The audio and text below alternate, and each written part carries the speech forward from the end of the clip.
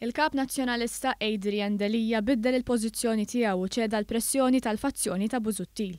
Delija se jkollu jlaqqa l-Kunsill Ġenerali u jitlob vot ta' fiduċja fit-tmexxija tiegħu.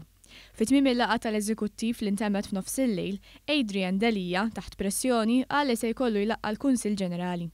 Ġimgħa ilu l-fazzjoni ta' Busuttil preżentat petizzjoni b'200 firma ta' kunsilliera sabiex jitlaqqa l-Kunsill Ġenerali u titressaq mozzjoni ta' fiduċja fil-kap nazzjonalista.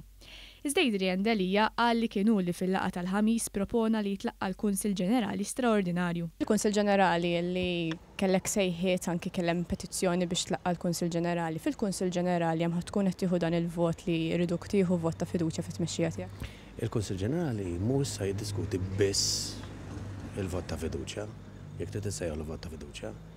Din kienet xi ħaġa li rrid jien, xtaqt jien, tlabt jien, invokajtu jien il-Kunsill Ġenerali.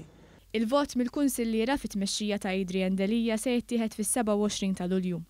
Vot li se jkun irrelevanti għax ikun xi jkun ir-riżultat, Adrian Delija qal li se jibqa' fit-tmexxija tal-Partit Nazzjonalista. F'botta ċara lejn il-fazzjoni Busuttil, Adrian Delija qal li huma t-tesserati li ħatruh kap tal-partit u mhux il-kunsilliera.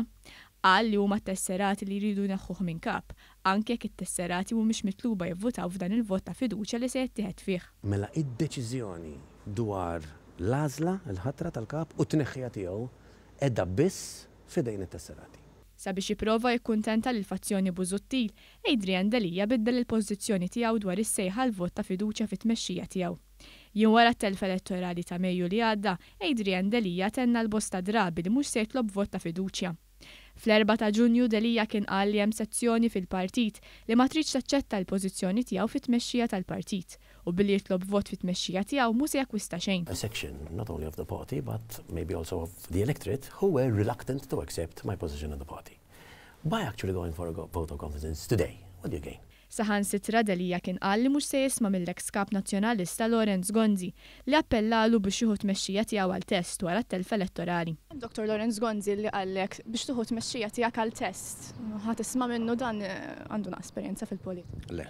Fit-tmiem il-laqgħa l-esponenti tal-fazzjoni Busuttil fosthom Carol Aquilina, Jason Azzopardi, Marta Sportelli, David Kaza u Roberta Mezzola u Ivan Bartolo li preżenta l-petizzjoni fisem il-fazzjoni Busuttil ħarġu bid-bissima għax Delija ċeda l-pressjoni tagħhom. Fil-petizzjoni li sejħet għal vot ta' sfiduċja f'Delija, il-fazzjoni Busuttil tennet li wara t-telfa kbira li ġarrab il-Partit Nazzjonalista fl-elezzjoni tal-Parlament Ewropew u l-Kunsilli Lokali, Adrian Delija u tmexxija għandhom jerfu r-responsabbilta u jirriżenjaw.